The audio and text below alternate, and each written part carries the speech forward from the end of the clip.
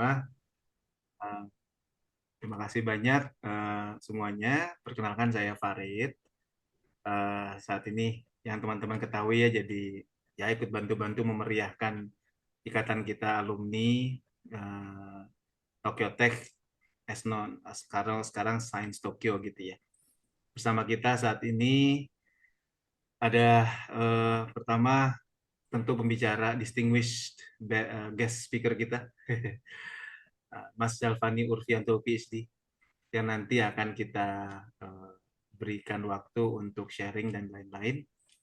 Bersama kita juga ada kawan-kawan yang lintas angkatan, mulai dari Super Dai Senpai Pak Hari Budiarto. Halo Pak, malam. Assalamualaikum. Maaf terlambat. Waalaikumsalam Salam, Terima Pak. kasih Pak. Iya. Assalamualaikum semuanya. Semoga sehat semuanya. Bapak masih di Kom Digi ya Pak ya? Masih. Masih di Komdiji. Ya, kalau mau mengakses Pak Hari ini susah karena ada pengawalnya. Tapi kalau kita langsung bisa japri. Jadi lebih ribet pengawalnya kemarin. Ngatur-ngatur gini gitu protokolnya waktu saya undang ke Sampurna University, Pak Harinya santai aja. Ngomong ke kanan kiri, pengawalnya di belakang udah nengok-nengok gini. Makasih supportnya ya Pak Hari ya, selalu ya. Ya, Kemudian di sini ada Ketua PPI kita yang sekarang, ada Mas Mikael. Halo Mas.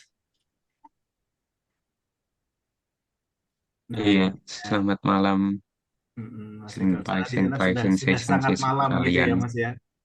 Iya, Selamat ya, terima kasih ya. terima Mudah-mudahan kasih nanti sudah bikin acara dan ya. juga info ke PPI Tokodai. Ini ada teman saya juga, PPPH juga, Evan Yu. Oh udah ya, udah pada ikutan ya. Iya, Iya, itu Mas Dani kan juga masih di sana, iya, jadi sensei. iya, Masih sama Mas. Mas Denny juga, sensei di Tokodai. Oke. Iya, dan ini apa namanya kalau dilihat nih dari Sumatera sampai Sulawesi ada loh ini. Wah, keren loh. Di Sumatera, ujung Sumatera ada Mas Bayu Indrawan, entrepreneur kita sekaligus ahli bioenergi kita. Tadi, Assalamualaikum semuanya, Bapak, warahmatullahi Bapak, Ibu. Pak Adi, Nanti sehat kita Pak kasih Adi. nanti kita kasih kesempatan beliau yang mendonasikan waktunya untuk ngurusin website kita. Kita punya kuramai. Eh, Nanda ke kuramai. Apa Pak deh? OR.id Pak Adi. .or.id kuramai.or.id itu udah jadi. Mudah-mudahan kita bisa tambah-tambah informasi supaya nanti kata Mas Mikael kalau pas pulang nggak bingung gitu ya alumni-alumni mau kemana ya minimal bisa ngobrol sama alumni yang sudah di Indonesia gitu ya. Tapi kalau kata Pak Pak Menteri yang baru, Pak Satrio, itu jangan pulang dulu gitu ya. Jangan pulang dulu katanya.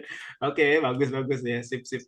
Gitu. Tapi kalaupun mau pulang ya minimal alumni Tokodai punya punya ini ya, udah punya wadah gitu ya. Nah, sampai di ujung Sulawesi ada Mas Rama ini. Aduh, Mas Rama. Assalamualaikum, mohon maaf Waalaikumsalam. suara Masya saja. Allah. Waduh. Terima kasih sudah Iya, iya, iya. bisa Makasih Mas Rama. bersilaturahim di momen Join. ini. Aduh, iya, iya.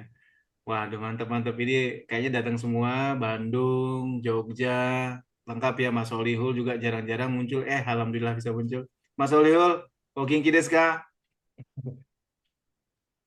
Bentar, bentar, bentar. Ini des. Lagi ngupload file lah. Oh iya, iya, iya, Itu iya. lagi lembur. Aduh, oke kita mulai saja. Jadi insya Allah ini adalah kegiatan mudah-mudahan menjadi kegiatan rutin kita di Kuramai Indonesia. Bersama kita ada tadi Mas Zalfani Urfianto. Beliau ini eh, senpai kita lah ya, senpai kita. Nanti Mas Zalfani ada perkenalan diri sendiri atau perlu saya kenalkan Mas? Ngalor ngidul tren fintech. Halo Mas. Ya, ada nanti saya perkenalan sedikit. Oke, Ya. oke, oke. Ya. Oke, Mas Zalfani ini senpai saya, mentor saya gitu ya. Waktu datang baru sampai di Tokodai termasuk yang dijagain lah untuk jangan kemana-mana, termasuk ngajarin makanan halal tuh gimana. Istrinya Mas Zalfani kawan seangkatan saya di ITB. Mas Zalvani juga di ITB, Teknik Elektro. S2-nya di KTH, S3-nya Tokoda gitu ya Mas ya, nggak salah ya. Betul, betul. Kalian beliau di chip, tapi entah gimana, pokoknya hari ini cerita tren fintech gitu. Hampir dia mau bercerita maraton. Saya bilang, Mas jangan maraton amat lah, gitu ya. Karena hobinya maraton, sangat sangat suka sekali maraton. Begitu. Oke, Mas, kita punya waktu sekitar sejam ke depan. Oke. Mas Basali bebas mau bercerita atau 30 menitan atau gimana. Nanti setelah itu kita chit-chat mengenai topik atau sambil mengenal anggota yang ada di sini. Silakan Mas Ya. Alvani. Terima kasih Ibung, terima kasih Mas Farid, dan terima kasih semuanya atas waktunya untuk hari ini. Ya ini saya terus terang seminggu yang lalu ya Bung, ya tiba-tiba saya dikabarin sama Ibung, kita mau mulai bikin semi on air lagi nih, gitu. Gimana kalau Mas Alvani ngisi waktunya yang pertama gitu. Oh, ya saya mikir bentar apa ya, sharing tentang apa ya, udahlah kita yang sesuai dengan yang profesi yang sudah saya tekuni selama berarti dari tahun 2009. Jadi saya sudah berkecimpung di dunia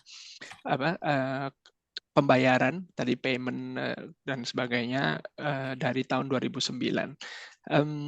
Ya udah kita karena kita bikin aja ngalor ngidul artinya ya saya nggak saya punya kepikiran apa yang mungkin menarik untuk di-share karena terutama saya pikir itu sesuatu yang berhubungan dengan sehari-hari kita kan tiap hari hampir kita nggak melakukan pembayaran ya tapi ada setelah sekian lama berkecimpung di bidang itu banyak sekali kompleksitas di sana yang kita kalau sebagai pengguna sehari-hari nggak akan aware, nggak akan tahu bahwa ada sesuatu di belakang ya karena sistem itu kita taunya adalah itu it works gitu kan. Kalau sesuatu berjalan kan kita nggak tahu, pokoknya itu sesuai dengan harapan kita. Baru kalau itu nggak jalan terus kita ngomel-ngomel atau kita kenapa ini nggak bisa atau apa gitu ya. Jadi ini yang mungkin mau saya share. Disclaimer sedikit.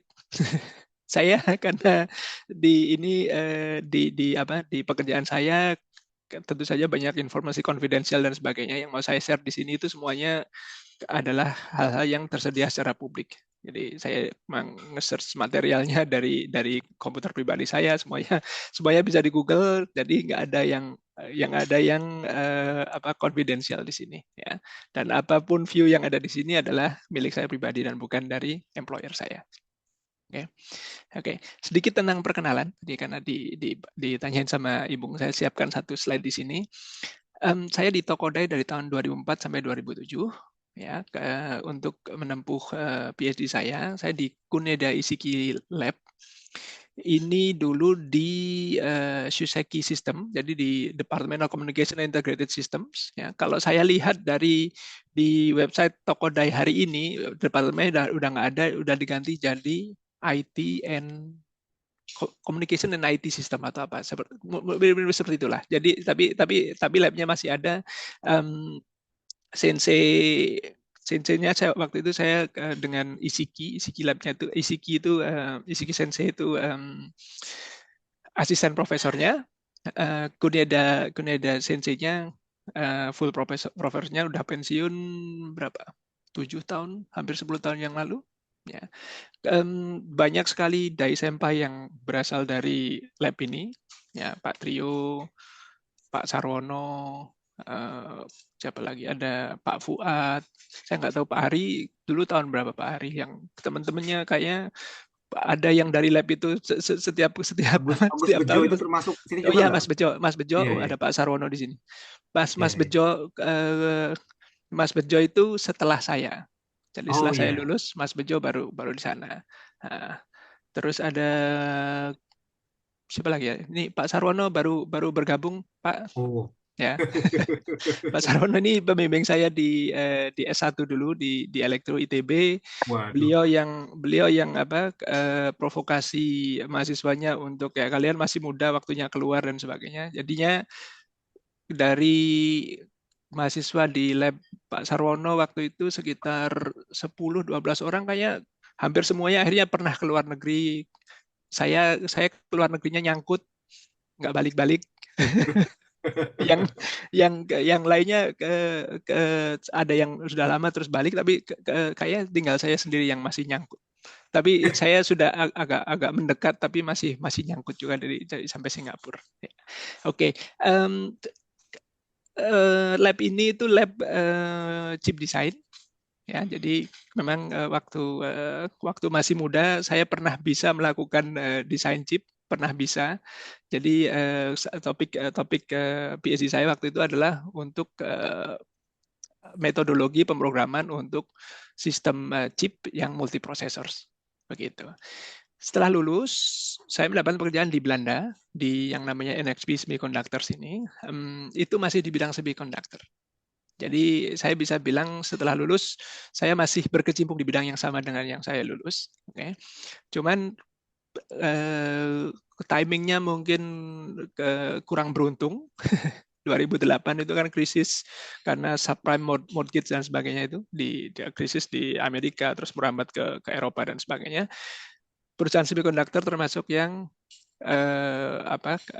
terpengaruh paling besar. Jadi saya kena layoff, 1,5 tahun bekerja di sana kena layoff, ya. Dan itu bukan waktu yang tepat, waktu yang sangat tidak tepat untuk memulai karir di bidang semiconductor. Jadi agak sedikit pivot tapi masih di bidang elektro. Saya kemudian masuk ke perusahaan kecil di Belanda namanya Colis ini. Ini mereka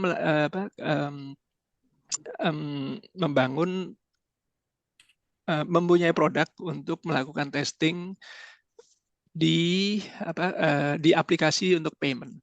Jadi satu produk yang saya bekerja pertama kali ketika di sana itu adalah alat elektronik, jadi tester untuk melakukan testing ke contactless card.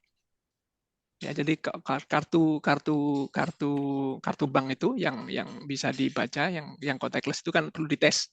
Nah, itu perlu bikin alatnya untuk melakukan tes itu. Nah, itu kami yang bikin. Saya termasuk yang develop untuk FPGA dan untuk pemrograman pemrograman mikrokontroler di dalamnya. Jadi ya masih mirip-mirip, tapi kemudian saya jadi kecemplung di bidang payment. Okay. Jadi ini payment ini itu saya pikir adalah payment teknologi terutama ya, itu saya waktu itu atau bahkan sampai sekarang juga saya nggak tahu ada jurusan universitas yang memang spesifikasi untuk masuk ke bidang itu, kayak nggak ada juga. Jadi memang itu kayak kolega-kolega saya juga kenapa ke payment ya bukan rencana awal, memang keterimanya di situ terus jadi berkecimpung di situ. Jadi para mereka yang pada kecemplung juga gitulah. Kurang lebih begitu. Jadi ceritanya diperpendek, sampai sekarang saya masih di bidang payment. Saya sekarang ada di Visa di Singapura. Di Visa di Singapura ini hub untuk Asia Pasifik. Ya, jadi untuk kegiatan Visa kan US based company, jadi di Amerika. Mereka punya hub di Asia Pasifik di Singapura, punya hub di Europe untuk di UK, dan juga untuk di SIMIA itu apa sih? North Africa dan Middle East itu ada di Dubai. Kurang lebih gitu. Jadi saya di hub di Singapura. Tugas saya adalah saya implementation manager. Implementation manager itu pada singkatnya adalah saya membantu customer Visa. Customer ini dalam arti entity finansial yang lain dalam melakukan integrasi untuk menggunakan produk Visa. Ya, jadi kita punya produk karena mereka untuk integrasi dengan kita kan memerlukan development di sisi mereka, konfigurasi di sisi kita. Nah, saya yang membantu mereka untuk memastikan bahwa integrasi itu berjalan dengan baik. Ya, saya karena posisi saya di Singapura, sebenarnya saya pernah punya beberapa proyek di Indonesia, misalnya yang baru selesai awal tahun ini, ya itu kalau pernah tahu kalau pemakai living mandiri, ya itu sekarang mereka dari awal tahun ini mereka mempunyai fitur tap to pay, jadi bisa melakukan pembayaran kartu memakai aplikasi living mandiri. Jadi kartu bisa ditambahkan ke situ. Ada yang sudah pakai belum? Itu project saya, ya itu salah satu project yang paling rumit untuk tahun yang lalu. Jadi itu yang terkait di Indonesia. Ada dua lagi yang sedang berjalan. Ada satu yang juga sudah launch ke pertengahan tahun. Ya, jadinya mungkin itu kontribusi saya dengan Indonesia di bagian seperti itu. Oke. Oke, dan sedikit selingan di bawah sini. Ini akhir-akhir ini karena saya baru mulai menekuni suka exercise, berolahraga lari sekitar 6 tahun. Karena lagi-lagi itu kalau istri saya bilang ini mungkin midlife crisis. Tunggu sebentar ya, kenapa, Pak?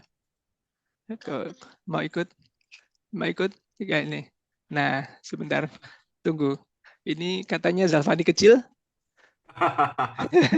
Iya bener. Apanya? Nanti dulu. Ayah masih lama ya. Ayah masih agak lama. Iya, benar. Oke, sana dulu. Iya mirip. Jadi ini tapi untuk yang ini tuh lebih karena ada event di mana saya naik sepeda sedikit aja, naik dikit, tapi terus kehabisan napas. Jadi sebelah, saya benar-benar tidak fit sama sekali. Jadi ya oke, waktunya kita keluar. Apa yang paling gampang, ambil sepatu terus lari, dan keterusan sampai sekarang jadi ikutan ke maraton termasuk minggu yang lalu. Oke, itu perkenalannya. Saya mau mulai. Jadi yang mau saya bawakan hari ini yang berkaitan dengan apa yang sudah saya lakukan 15 tahun terakhir, terutama untuk di payment system ini. Ya, oke. Kita mulai dari yang ini. Saya punya 2 pertanyaan dari slides yang ini. Ya, yang satu adalah dari logo-logo yang ada di sini, apa ada di antara yang hadir malam ini tidak punya satupun kartu yang punya logo ini?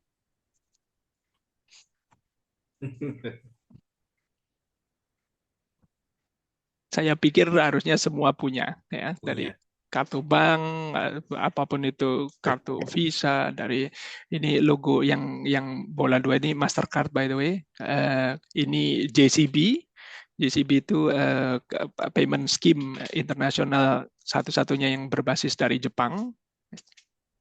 Amex, Diners Discover, Union Pay ini yang adalah payment scheme terbesar di dunia, bahkan lebih besar dari Visa karena mereka pasarnya di Cina. Terbesar itu dalam arti dari jumlah user, jumlah kartu yang diterbitkan oleh mereka. Ya, Union Pay ini terbesar. Ada GPN, Gerbang Pembayaran Nasional. Jadi di payment scheme lokal Indonesia dari tahun 2017, dan kayaknya sekarang terus terang saya nggak terlalu mengikuti perkembangan sistem pembayaran di Indonesia, terutama yang lokal. Tapi yang saya tahu adalah semua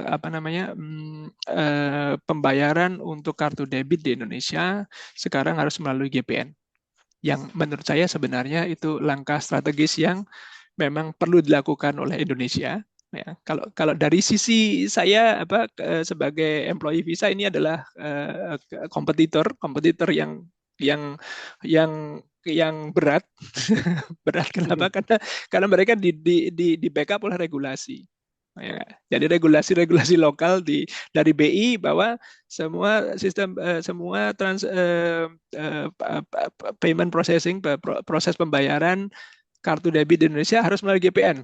Oke, artinya apa? Artinya berarti mereka skip sistem Visa. Artinya yaitu mengganggu revenue kita. Ya, itu kalau dari sisi kalau cuma dari sisi, tapi kalau dari sisi strategis ini memang sesuatu yang harus dilakukan oleh suatu negara. Nanti mungkin kalau ada waktu di terakhir saya ada cerita sedikit soal itu. Rupee ini dari India. Ya, ini kisah sukses dalam arti mereka sekitar 5, kalau gini aja, kalau 10 tahun yang lalu yang namanya kredit di India itu mayoritas itu didominasi oleh Visa. Pangsa pasar 70% atau sekitar sekian. Rupee bahkan belum ada waktu itu. Rupee ini mungkin baru 5-7 tahun terakhir. Oke. Mereka punya produk yang yang memang karena mereka pemain lokal, dan lagi-lagi juga ini sesuatu yang didukung oleh regulasi ya, oleh RBI. RBI itu seperti BI-nya di India lah ya. Jadi mereka juga mendukung skema domestik dengan proteksi apa namanya dengan regulasi. Sekarang mereka lah yang mendominasi sistem pembayaran di India. Jadi 90% lebih, dan karena volume India kan sekarang 1,5 miliar penduduk ya. Jadi itu sangat signifikan bahwa mereka pertumbuhannya eksplosif lah. Kalau sempat baca, kalau nanti sempat cari-cari itu seperti yang namanya Rupee, sistem Rupee di India, bagaimana growth-nya ya. Kami sebagai sistem pembayaran internasional, kami itu maksudnya seperti Visa dan juga Mastercard ya, kita perlu melakukan strategi lain supaya bisa masih tetap apa namanya ada peran di negara-negara seperti ini. Mungkin Indonesia nanti mungkin seperti itu juga. Saya belum tahu. Oke. Yang ini EFT POS, ini domestic scheme juga untuk di Australia. Oke. Saya tadi kan bilang ada 2 pertanyaan. Oke, pertanyaan pertama kan saya tanya apakah semuanya yang di sini punya kartu dengan salah satu dari ini. Jawabnya nggak ada yang nggak punya. Oke. Pertanyaan kedua adalah apakah ada yang tahu sebenarnya masing-masing ini itu fungsinya ngapain? Masing-masing. Ya, pastinya Visa. Oke, Visa ada di kartu. Oke, terus apa ini Visa ngapain? Apa peran Visa dari sisi ini? Oke, kita punya kartu GPN. GPN apa itu di kartu, apanya? Ada yang bisa punya bayangan nggak?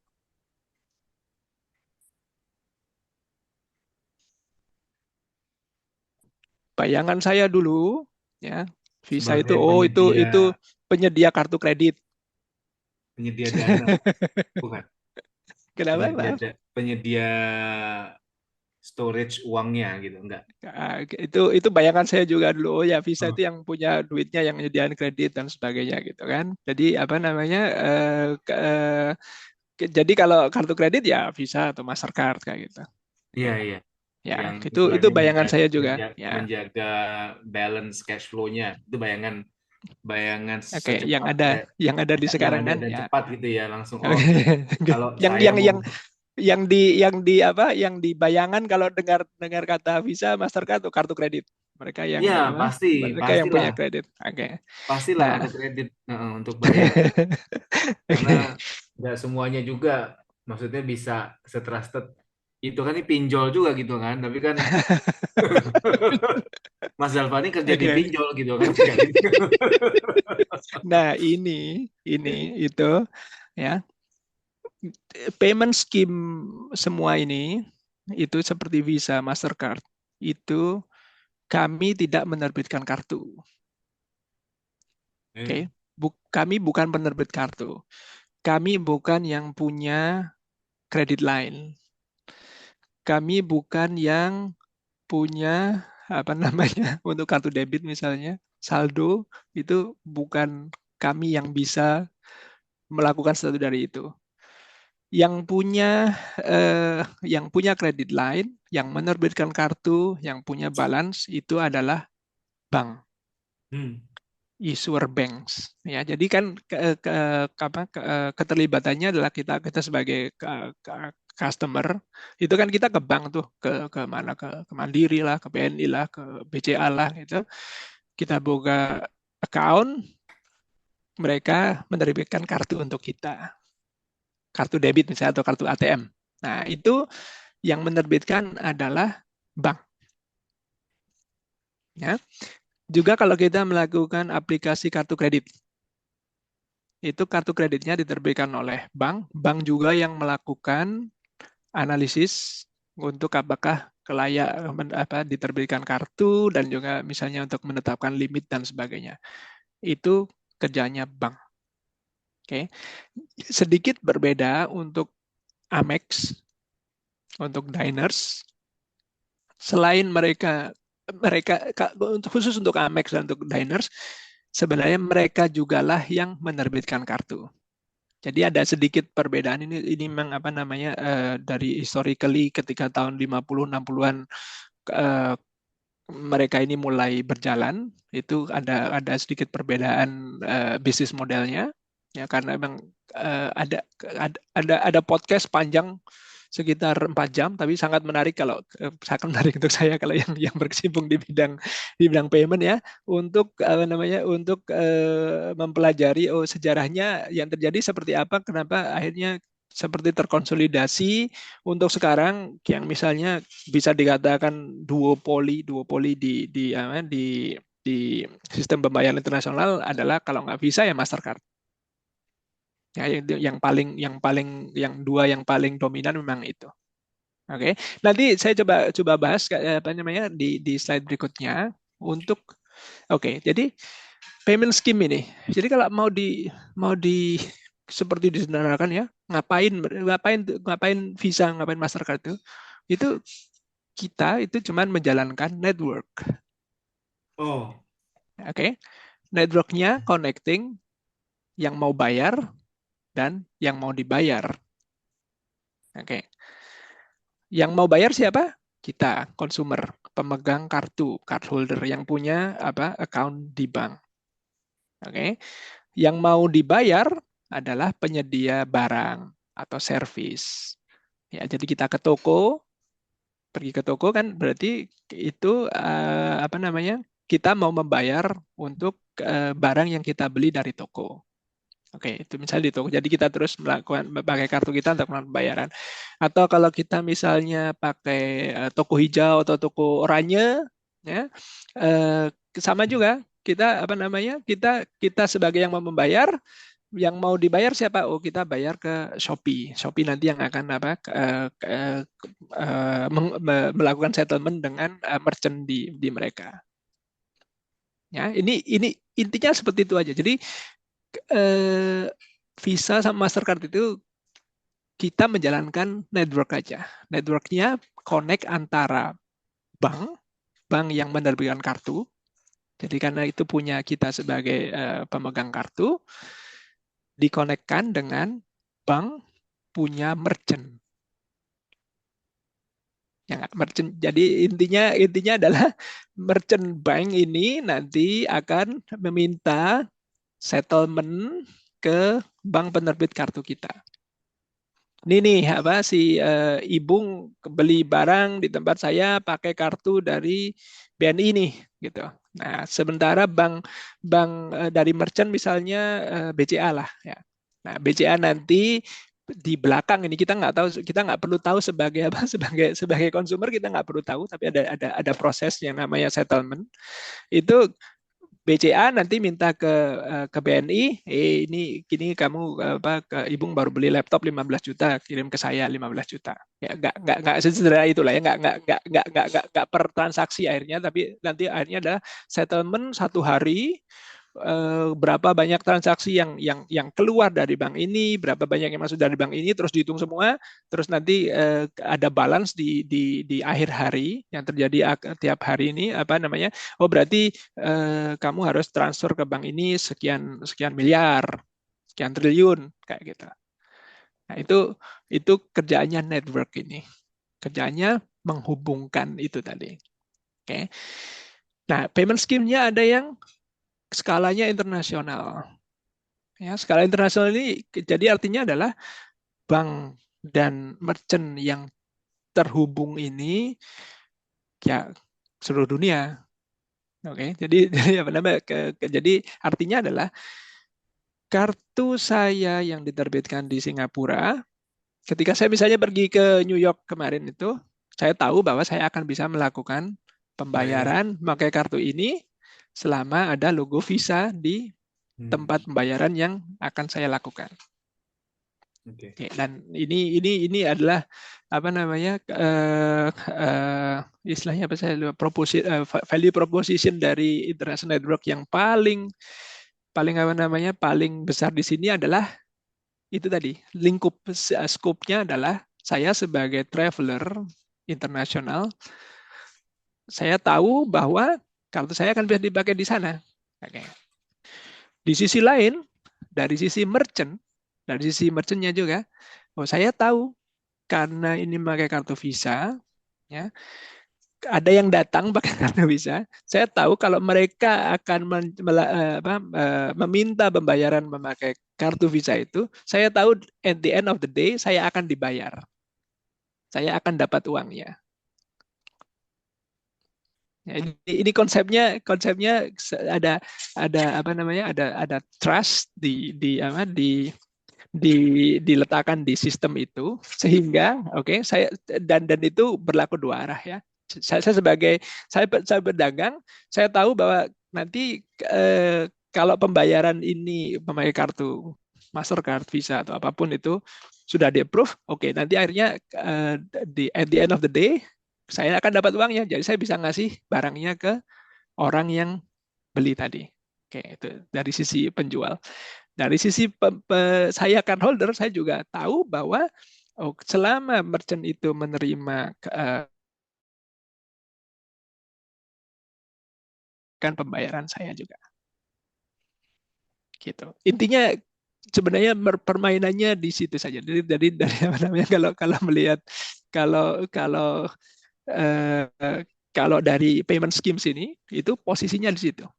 Kita menghubungkan antara, nah ini di mana? Saya belum dari yang internasionalnya. Untuk yang domestik, ya misalnya GPN. Nah GPN ini lingkupnya sekarang masih lingkup di Indonesia. Meskipun kayak saya untuk beberapa skema misalnya untuk apa namanya untuk kris itu mulai bisa dipakai di luar negeri juga, di Singapura, di Thailand. Saya juga sudah mencoba, bisa juga, jadi saling interconnect, bisa dipakai. Saya bisa pulang ke Indonesia membayar pakai account UOB Singapura yang saya punya misalnya. Itu berarti itu sudah ekspansi, bukan cuma domestik, tapi intinya mereka masih karena memang awalnya dari lokal domestiknya, lingkupnya adalah dari domestik. Ya, ini GPN, RuPay yang tadi saya bilang di India, ada misalnya ada Interact di Kanada, ada kalau di Singapura juga misalnya ada Nets, itu local schemes.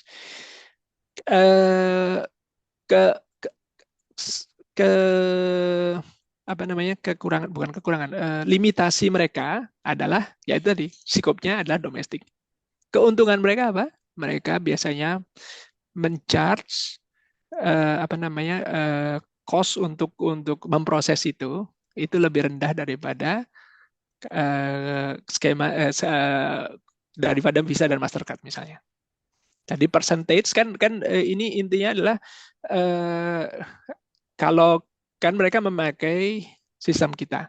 Ada gini, atau kasih ilustrasi aja misalnya ini contoh ya, ini contoh angka, tapi angkanya nggak benar-benar akurat, tapi kurang lebih bisa menggambarkan.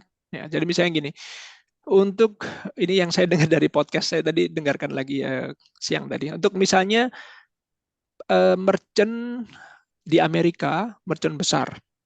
Ya, karena masing-masing ini akan punya akan di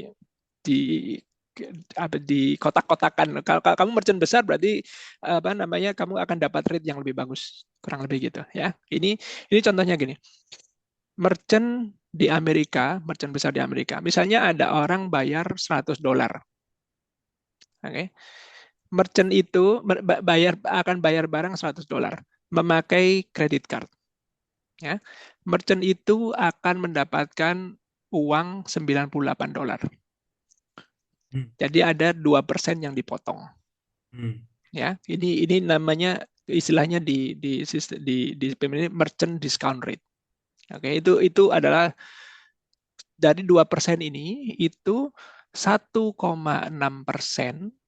itu akan itu dialokasikan untuk penerbit kartu. Jadi untuk bank. Kenapa bank paling besar? Karena mereka yang akuisisi customer, karena mereka juga yang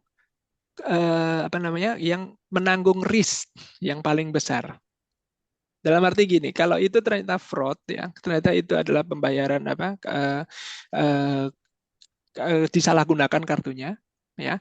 Sebagai yang pertama bertanggung jawab kalau sama untuk kartu itu nanti sebenarnya bank yang perlu menanggung itu.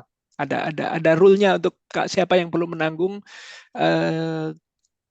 Tapi pada banyak kasus akhirnya adalah bank yang harus menanggung itu. Jadi artinya banklah yang punya risk paling besar. Makanya mereka dapat jatah paling besar. Bisa dibilang gitu. Okay. Mereka juga perlu untuk akuisisi customer, terus perlu melakukan reward, campaign dan sebagainya, itu cost mereka. Okay. 1,6% untuk mereka. 0,2% itu akan dialokasikan untuk banknya si merchant. Kan merchant tadi kan juga punya bank. Mereka kan yang ikut berperan dalam flow itu, jalurnya ikut mereka dapat 0,2%. Visa sama Mastercard akan sekitar mendapatkan 0,08% dari $100 itu. Tapi $100 itu kan harga barangnya, Mas. Harga barangnya. Ya, berarti si merchant sudah rela dikurangin. Betul. Jadi mereka akan dapatkan 98. Keuntungan mereka sebagai merchant apa? Saya customer base-nya bisa jauh lebih besar. Jadi memang mereka sudah. Jadi memang itu cost, ya. Walaupun nanti kalau beli cash pun bayar $100. Betul. Di kartu kredit $100, tapi dia tahu kalau pakai kartu kredit akan ada kepotongan. Akan ada untuk mereka. Oke. Kalaupun mereka bayar pakai cash juga sebenarnya mereka ada cost untuk handling cash. Oh iya. Oke. Ya, untuk kalau nggak dicatut sama Mas, pegawainya kah atau atau masih harus itu disimpan, di secure, terus di transfer di end of the day harus di transfer ke bank dan sebagainya. Dan itu ada hitung-hitungannya. Handling cash itu tidak lebih murah daripada yang 2% tadi. Itu tergantung skala ya, tergantung skala. Betul. Silakan Pak Ibung. Iya. Sekarang kan gini Mas, kayak sekarang bahkan makan siang 20.000, 7.000 aja pakai kris gitu ya. Nah, betul. Gitu ya. Itu saya kayak ini masa sih nggak ada fee-nya dari 7.000 nih gitu loh Mas. Ada. Kalau di kris kan, tapi nggak diberatkan ke pembayar, nggak ke saya ya. Nah, ini nggak ke pembayar. Kris itu sebenarnya ada apanya? Saya lupa ada kalau kayaknya informasinya terbuka kok. Dalam arti kan semua orang bisa saya mau mendaftarkan nih mau jadi merchant yang mau menerima kris nih. Ya, itu costing sistemnya terbuka banget. Ya. Oke, salah satu kontroversi dari pemakaian sistem digital seperti ini adalah seperti tadi yang Ibu bilang, mau bayar cash 100, ya. Ya. Kalau mau bayar pakai kartu juga dari sistem pembayaran tetap 100, meskipun mereka cuma dapat 98. Oke. Ya. Apakah nggak berarti merchant itu sudah markup? Jadi sebenarnya harga barangnya memang 98. Soalnya Terus ditambah sebagai ongkos itu jadi 100. Oke. soalnya Nah, saya yang bayar pakai cash jadi ikut terpengaruh. Jadi nggak bayar 98, saya bayar 100 padahal harusnya 98. Ya, nah Sok. ini salah satu kontroversi. Memang ada studi juga yang dibilang bahwa terutama kalau di Amerika lebih pemakaian kredit kartu udah lumrah banget tuh. Sorry, di Singapura misalnya juga kayak gitu. Pokoknya di semua udah pakai kartu lah. Saya di dompet saya itu jarang banget ada uang cash. Sekarang di Indonesia mungkin sama dengan Chris. Jadi uang cash udah nggak pernah sama mau di mana-mana bayar parkir pakai Chris juga bisa apapun gitu kan. Jadi itu memang trennya bergeser ke arah sana. Oke. Ada studi di Amerika yang melakukan studi tentang ini, reward yang didapatkan oleh pemakai kartu, ya, untuk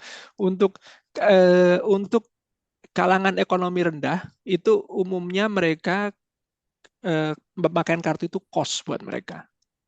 Cost itu kenapa? Karena mereka biasanya untuk pakai kartu kredit mereka nggak bisa bayar utuh tagihannya, jadi kan di roll over jadi kredit terus ada interest terkait di situ. Oke.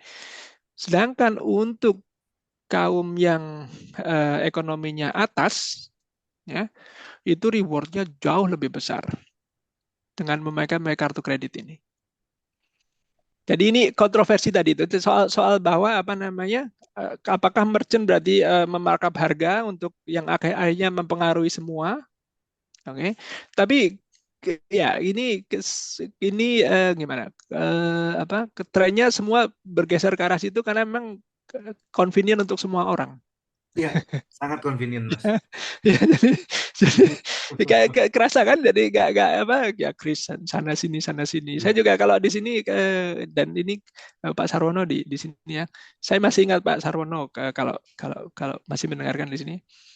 Tahun 2000 awal waktu saya masih di ITB itu, yang Pak Sarwono bilang itu waktu itu adalah, kita nanti kan waktu itu mulai ada telepon HP baru mulai itu. Ya, Pak Sarwono bilang waktu itu, nanti uang kita itu masuk sini, terus kamu bayar kemana-mana ya udah pakai telepon.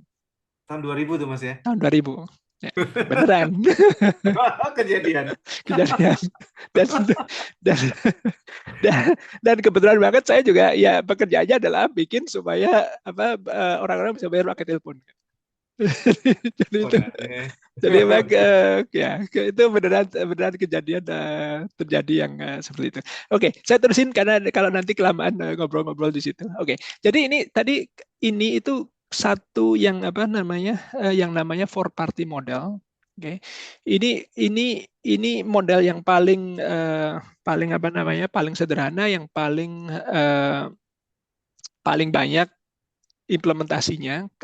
Ini sederhana karena sebenarnya meskipun ini cuma digambarkan ada 4, tapi di antara ini sama ini mungkin ada beberapa sistem yang terlibat dan sebagainya. Oke, tapi intinya four party model ini, apa yang terjadi kalau kita melakukan pembayaran memakai kartu? Ya, ada empat party yang terlibat, makanya four party. Cardholder, kita sebagai pembayar, merchant yang menyediakan barang atau service, acquiring bank, acquiring ini karena mereka yang acquire the transaction. Jadi intinya adalah ini banknya si pedagang. Ya kan, pedagang untuk bisa mulai menerima pembayaran memakai kartu, mereka harus punya bank juga. namanya acquiring bank yang akan acquire the transaction, makanya namanya acquiring bank. Oke. Dan juga ada issuing bank. Ini bank pemilik yang menerbitkan kartu yang dimiliki oleh kita, cardholder. Oke. Flow-nya dimulai dari cardholder kan. Cardholder kan melakukan transaksi di toko, mereka memakai kartunya mungkin di slide, mungkin digesek, atau mungkin sekarang di tap, ya, di merchant, di payment of sales terminal, di EDC mesin, di POS terminal yang ada di merchant kan. Nah, yang terjadi dari POS terminal itu dikirim data-data transaksi tadi akan dikirim ke acquiring bank. Oke. Acquiring bank-nya itu akan melihat, oh ini kartu Visa nih yang dipakai untuk melakukan pembayaran. Jadi dia akan melakukan koneksi ke Visa scheme di sini. Ya, ini untuk meminta autorisasi dari transaksi ini. Ya, ini ke Visa. Visa akan mengidentifikasi, oh ini kartu diterbitkan oleh BCA. Jadi dia akan kontak ke BCA untuk melakukan autorisasi juga. Minta namanya transaction authorization ke BCA. Ini ada kartu dilakukan pembayaran dengan jumlah ini dari toko ini dengan mata uang ini, di approve atau enggak? Ya, bank akan melakukan proses di sisi mereka sendiri. Oh ini saldonya cukup, oke, saldonya baik. Oh ini kartunya nggak diblok dan sebagainya. Kalau iya akan di approve. Oke, di approve, balik lagi ke Visa, balik lagi ke acquiring bank, balik ke payment of sales terminal, ke EDC mesin yang di toko-toko itu loh. Yeah. Dari situ kan keluar approve atau decline. Kalau approve, maka barangnya akan diberikan ke kita yang sebagai pemilik kartu. Oke, ini yang terjadi tiap kali ketika kita melakukan pembayaran. Ya, ini itu ordernya 1-2 detik lah. Dan ini sekarang sudah sangat established. Kalau saya lagi dengar podcast itu cerita dari mungkin awal 90-an misalnya, ini nggak otomatis artinya apa?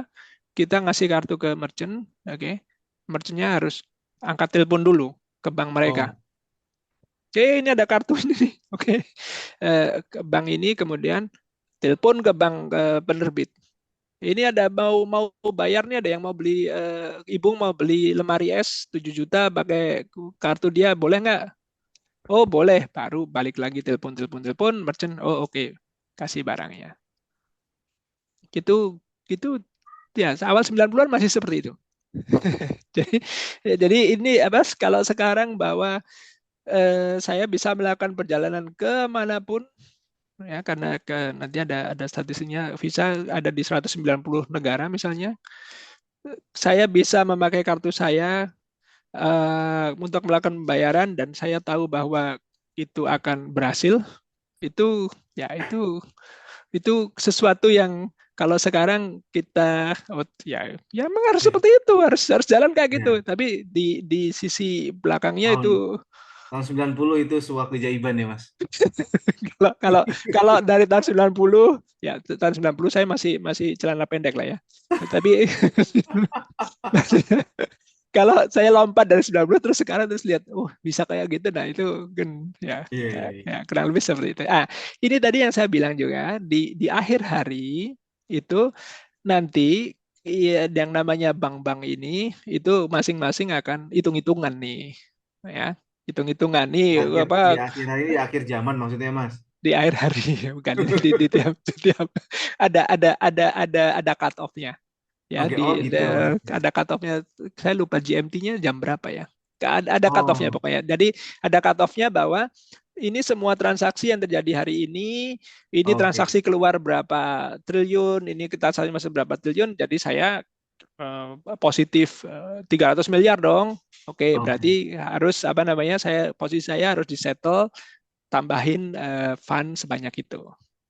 Ada Oh, ini ada batch prosesnya, ada cut off-nya, dan lagi-lagi ini sekarang otomatis bisa terjadi tiap hari. oke.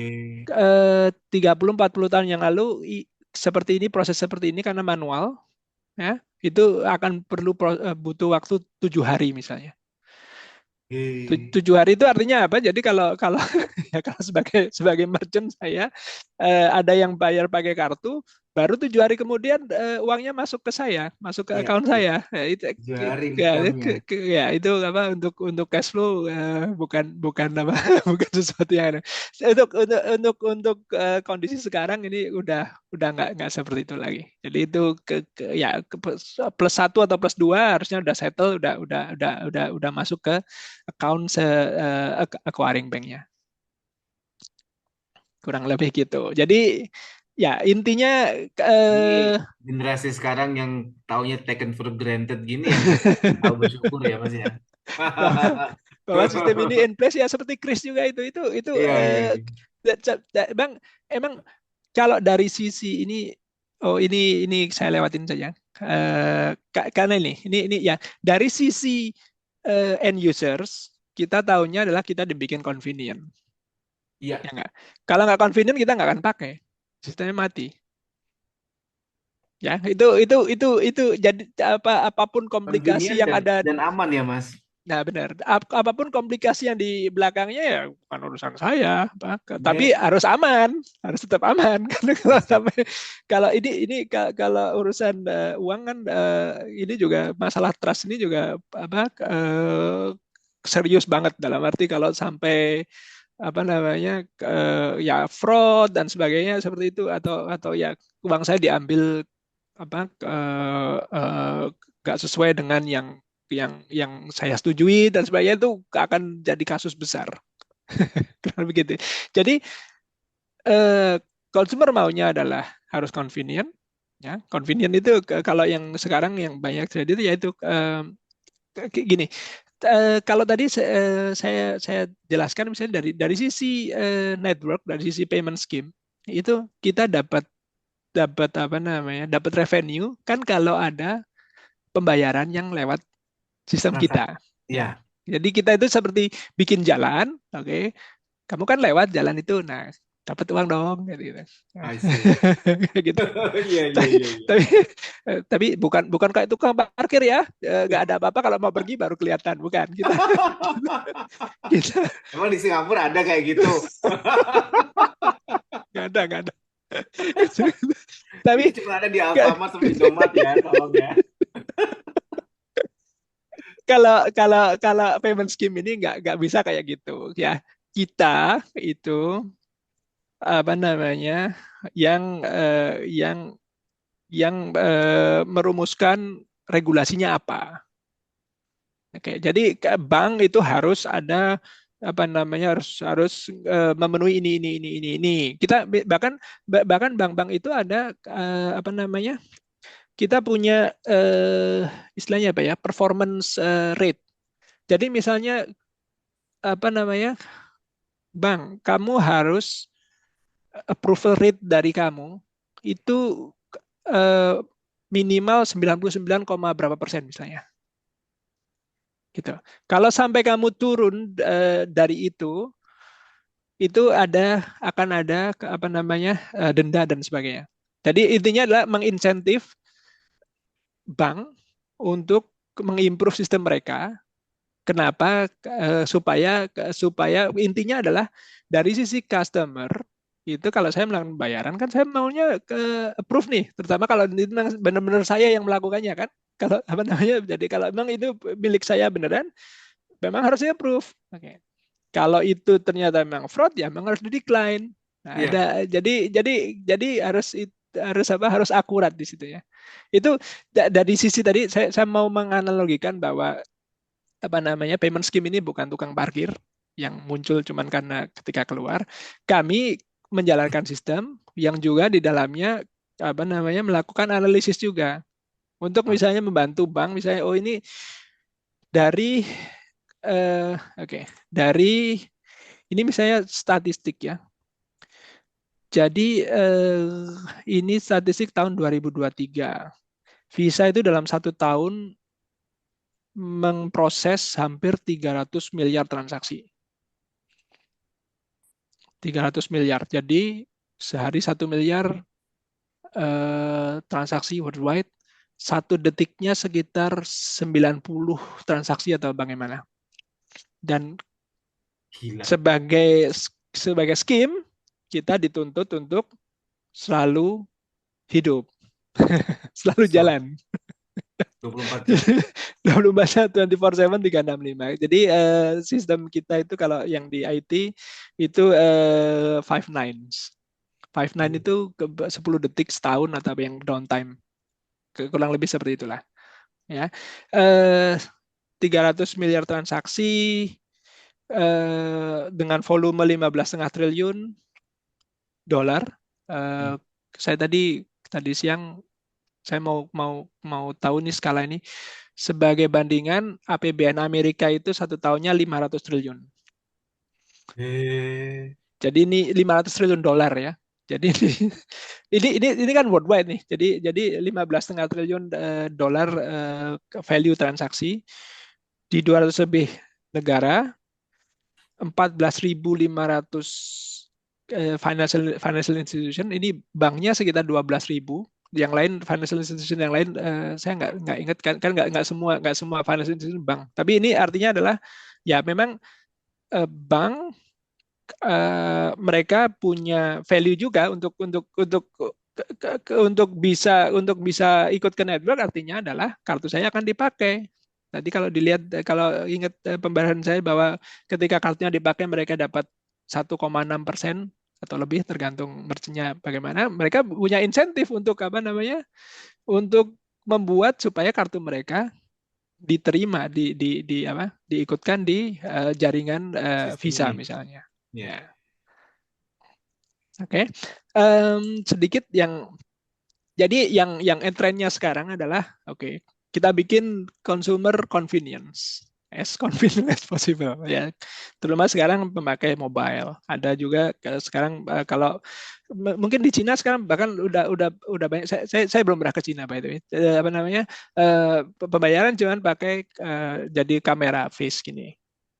Jadi nggak perlu bawa kartu, nggak perlu apa. Jadi bikin convenient. Bikin convenient ini tentu saja pisau bermata dua ya. Ya dalam arti kalau kami sebagai dari payment scheme, ya semakin banyak orang pakai, semakin suka kita.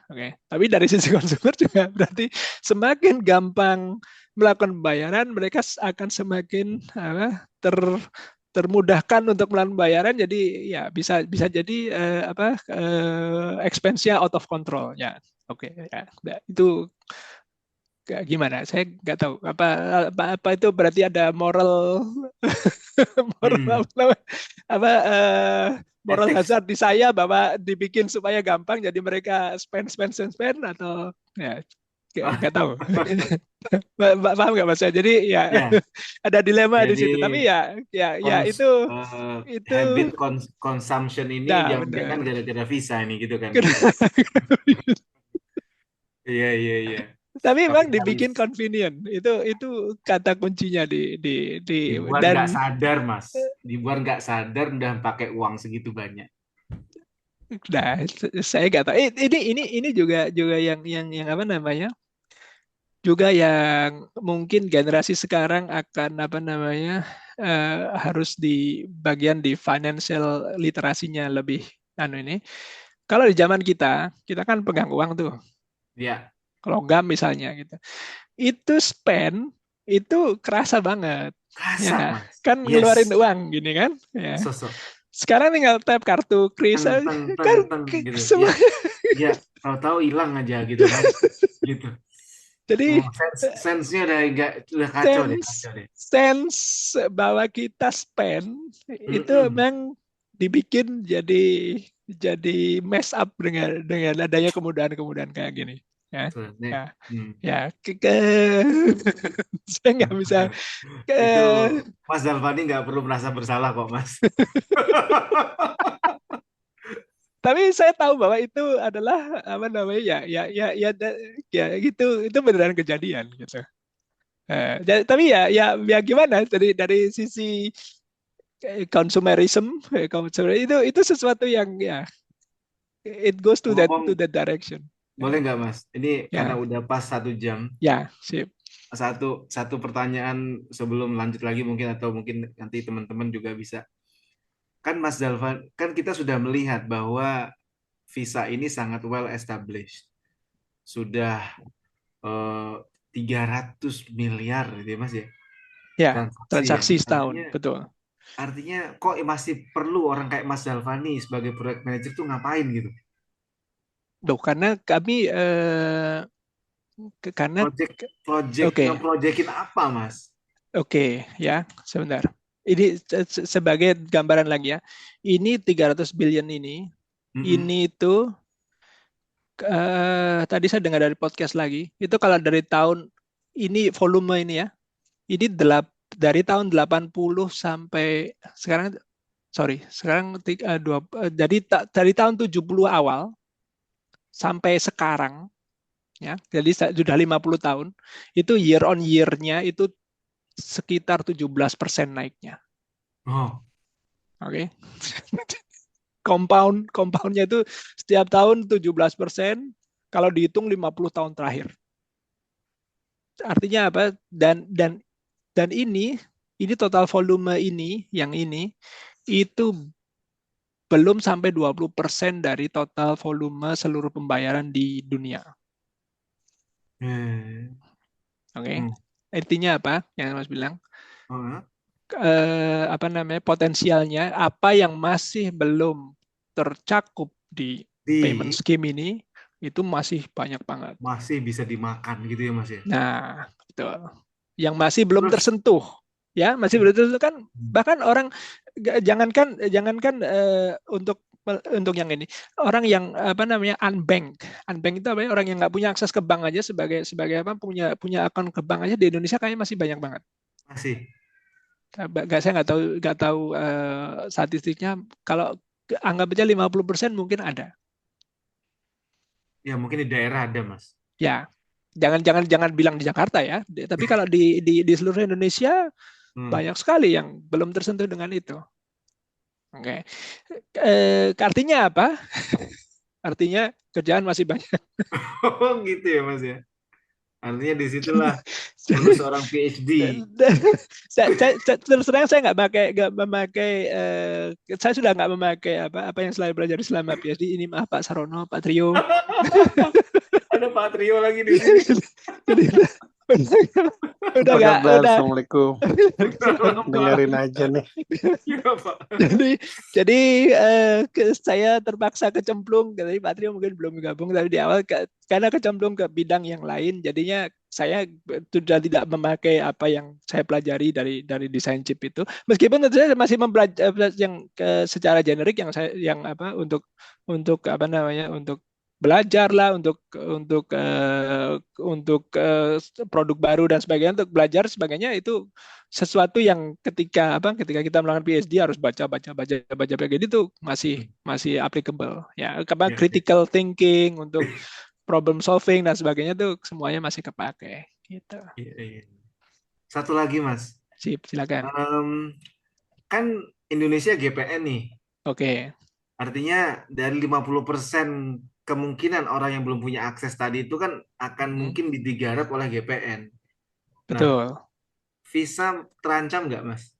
Oh, itu sangat.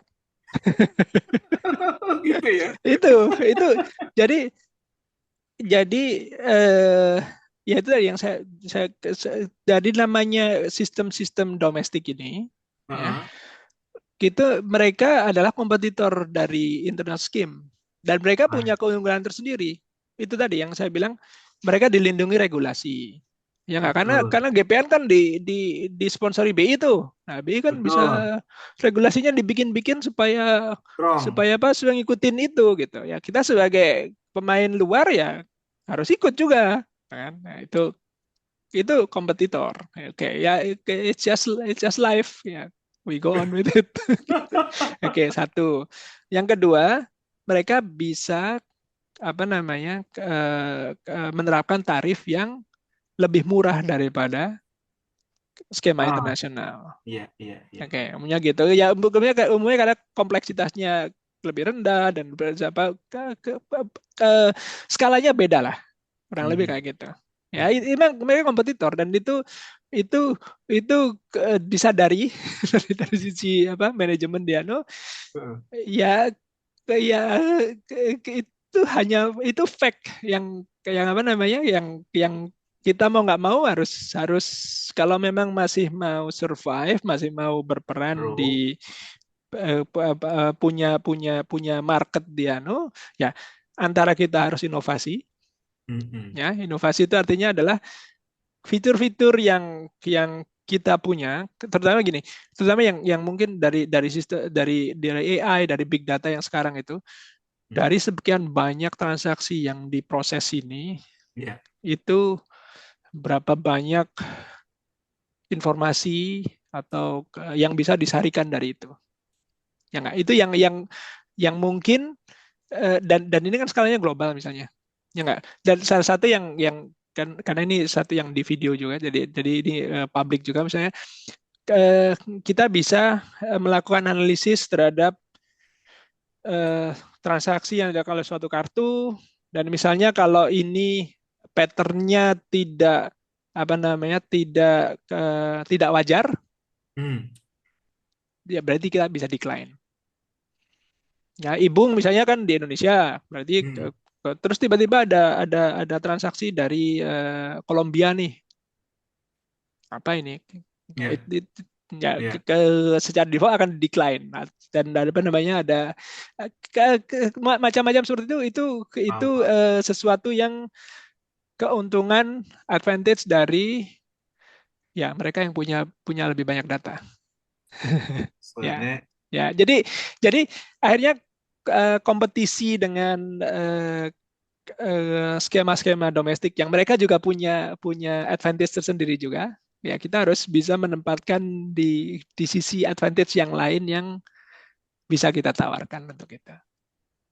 saya Gitu. ada satu lagi pertanyaan, tapi saya kayaknya Silakan. egois banget kalau saya hanya terus ini. Teman-teman, silakan ya kalau mau jump in ya. Ini namanya ngalur ngidul ya. Halo Don, Kalau gitu. hai Don. Mau nanya kah? Kepencet Dalvani nanya Bu, dong. maaf. Oh iya Silakan Mas iya, it's Topan. okay, it's okay. Ah, Mas Topan. Iya Mas. Silakan, nggak Iya, apa-apa, Don, santai. sistem visa ini kan udah ada dari dulu ya. Betul. Terus Elon Musk kan bikin disruptif PayPal. Oke. Ya. Saya kurang terlalu ngerti sih. Disruptifnya di sebelah mana sih beliau itu? Mungkin bisa diulang dengan bahasa yang lebih friendly bagi kita. Dan seberapa merusak market ya. Karena kan sepertinya sejak 99 Visa dan teman-temannya masih eksis aja gitu, nggak terganggu. Dan yang seperti PayPal ini, saya nggak tahu ya. Sekarang kita bisa pakai apa yang untuk penginapan itu pakai GoPay malah ya. Apa itu Ya. nyewa kamar kemana-mana tuh? Oke. Oke. Airbnb itu sekarang enak banget bisa pakai GoPay gitu. Oke. Apakah Oke. GoPay pun sedisruptif idenya PayPal ya? Itu mungkin Mas Zalfan. Oke. Oke. Mas Zalfani, sebelum dijawab, ini Mas Topan mendengarkan kata hati saya berarti. Memang saya itu kompak tuh Mas Topan. Mas, iya memang itu. Jadi sekarang kan ini sudah moving 4.0, 5.0. What is Visa 5.0 lah kira-kira gitu. Mungkin itu jadi pertanyaan pelengkap dari Mas Zalfan, Mas Topan. Wah, kalau yang itu saya nggak bisa jawab yang itu. Karena Berat. mungkin konfidensial dan saya mungkin nggak tahu juga jawabannya. Apakah Gitu kan? siap-siap akan terdisrupt gitu atau akan menyerah saja kah atau ada Jadi gini, revolution? kalau Oke, silakan Mas. kalau intinya adalah disruption itu selalu akan ada. Oke, itu satu.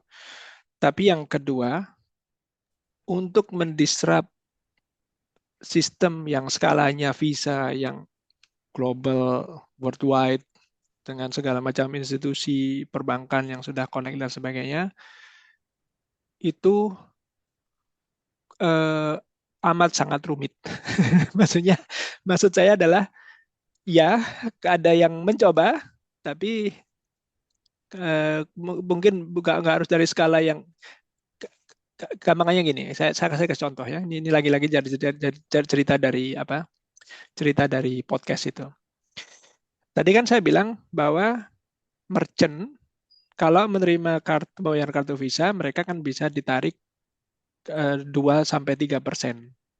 dari merchant discount rate mereka. Jadi apa? Mereka menerima uang yang lebih sedikit daripada harga barangnya sendiri atau transaksi penjualan. Oke. Apa yang bikin supaya merchant itu, apa yang menghalangi merchant untuk bikin sistem sendiri? Ya nggak? Ini terjadi. Ini Walmart di Amerika, Giant, mereka terbitkan kartu sendiri. Jadi kalau pakai kartu mereka, mereka bisa tentukan sendiri, kan nggak ada diskon rate sama sekali kan? Mereka bisa bikin reward sebagainya, bla bla bla bla. Oke. Betul. Ternyata yang terjadi adalah untuk mereka bisa melakukan retensi itu apa sih? Supaya customer mereka tetap loyal memakai kartu mereka, itu kan mereka perlu dikasih reward kayak atau apa diskon kayak atau apa gitu. Itu lebih mahal daripada merchant discount rate tadi. Oh. Jadi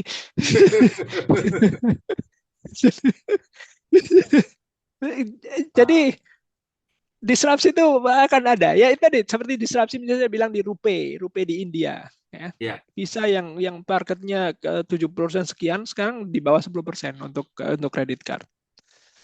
Terjadi, ya kita harus saya nggak tahu persis apanya. Oke, itu kalau dari percentage ya. Kalau dari volume sebenarnya masih increase sih. Kan maksudnya karena apa namanya? Karena marketnya berkembang, marketnya membesar. Jadi meskipun kita dalam sisi apa namanya market share-nya mengecil, tapi volumenya sebenarnya membesar, tapi itu tetap dianggap kemunduran. Ya, tapi ya gitu tadi kita harus melakukan inovasi yang bikin supaya supaya tetap terpakai produknya. Oke. Tentang Mas Topan tadi tentang PayPal ya. PayPal itu setahu saya itu disrupsi di sisi mereka adalah memudahkan orang untuk bikin digital wallet. Digital wallet itu artinya apa? Jadi kita apa namanya? Sebenarnya, kalau kembali ke mana? Ke diagram ini, ya. PayPal itu posisinya adalah di sini. Mereka membantu merchant untuk menerima pembayaran. Dan mereka apa namanya? Dari sisi saya sebagai user PayPal, saya bisa menyelesaikan pembayaran memakai account PayPal saya, ya. Itu di sisi sini.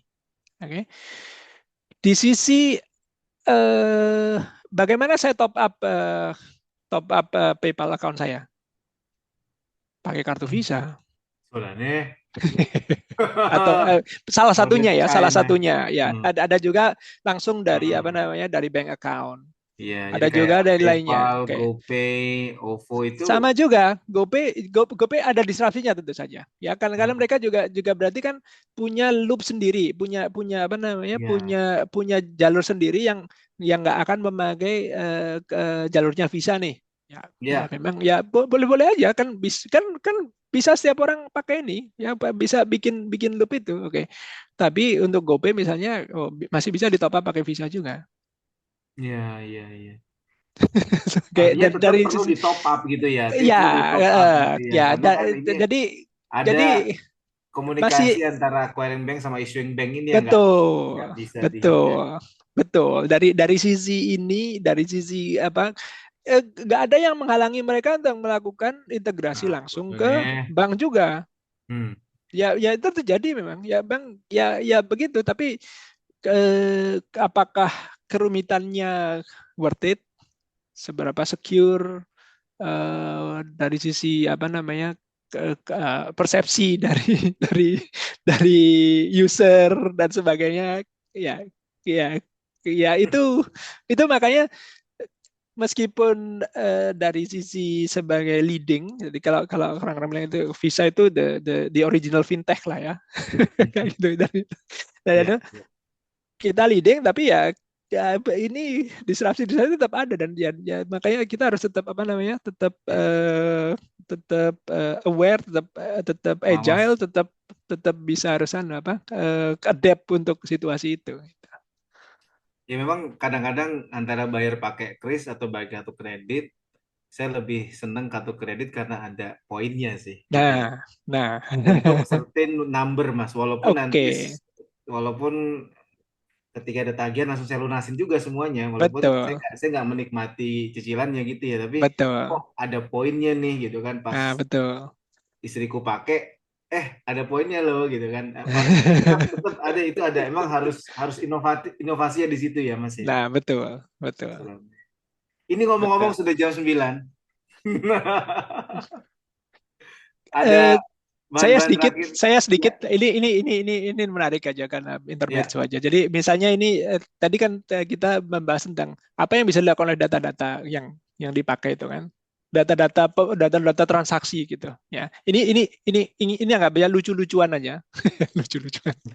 Jadi misalnya ini adalah data ketika ada gerhana matahari lewat US ya. Terus ini tuh data apa? Ini tuh data transaksi toko yang terjadi di hari itu. Oh. Dan kalau dilihat ini kan, oh berarti memang di garis yang tempat ada eclipse lewat, itu transaksi naik di waktu itu. Karena orang ngumpul. Oh. Ya nggak? Kan orang udah kumpul mau lihat kan? Nah, mereka melakukan transaksi di situ. Itu kalau dari sisi data transaksi divisualisasikan bisa terlihat seperti ini. Jadi benar-benar seperti apa Ini artinya ngikutin. kemampuan membaca fenomena alam dan data ini ya bakal sangat Artinya penting ya. ya, jadi data itu ada, bagaimana menginterpretasi data ini di apa yang tersembunyi di balik data itu, nah itu terserah bagaimana melakukannya. Ya, ini salah satu tahun lalu ini ya 6 bulan yang lalu. Jadi sekitar bulan Mei ketika ada eclipse di Amerika. Nah, ini lucu-lucuan dalam arti ya kita tahu ada kayak gini. Tentu saja berarti ada data yang lain yang saya nggak tahu itu, semestinya ada regulasi dalam arti apa namanya untuk masalah data protection, privacy dan sebagainya. Tapi bahwa apa namanya spending kita itu bisa di tracking. Ya, saya nggak bilang Visa yang melakukan tracking ya, karena penerbit kartu juga bisa melakukan seperti itu juga. Jadi kan tahu tuh, oh ibu belanjanya di sini, di toko ini. Oh kemungkinan ibu akan butuh, oh ibu baru beli baju, baru beli celana, baru beli tas. Oh kemungkinan Pak Ibung ini akan perlu beli sepatu nih. Kita munculin iklan sepatu. Itu kurang lebih kayak gitu. Nah, ini bisa terjadi. Ini di luar topik kita, tapi itu ya datanya di situ. Keren. Mau tidak mau itu yang terkumpulkan oleh produk yang kita pakai. Ya, apakah itu dianggap sebagai sesuatu yang positif? Dalam hal membantu kan, memang kita benar-benar perlu sepatu nih, gitu. Iya. Positif dalam itu, atau itu adalah yang intrusif karena artinya adalah jadi saya harus spend lagi dong. Iya. Ya itu mungkin harus kembali ke masing-masing untuk bagaimana melihat perspektifnya. Thank you Mas Alfani, keren banget. Mantap, ini udah jam 9. kayaknya yang mendengarkan juga tetap sabar. Tapi gimana ya? Kalau memang tadi tidak nunjuk, berarti ya saya anggap menikmati saja diskusi kita malam ini. Istilahnya memang ala-ala podcast gitu kan, Mas. Jadi yang perlu semangat emang kita berdua di sini, Mas Afan. Oke, teman-teman, karena sudah jam 9, ada sedikit pesan sponsor dari Kuramai. Weh. Aduh, dari Mas, wah dapat jempol tuh Mas, dari Pasar Wono tuh. Ya, makasih Pak Sarono. Apa kabar Pak? Selamat guru besarnya kemarin. Saya sempat nonton pidatonya dari Amerika waktu itu saya. Wih, sampai maraton ya Mas ya. Sebelum maraton. Mas, ini Mas Yuda mau share sedikit nggak mengenai rencana untuk database anggota, biar mungkin ada teman-teman masukan sedikit.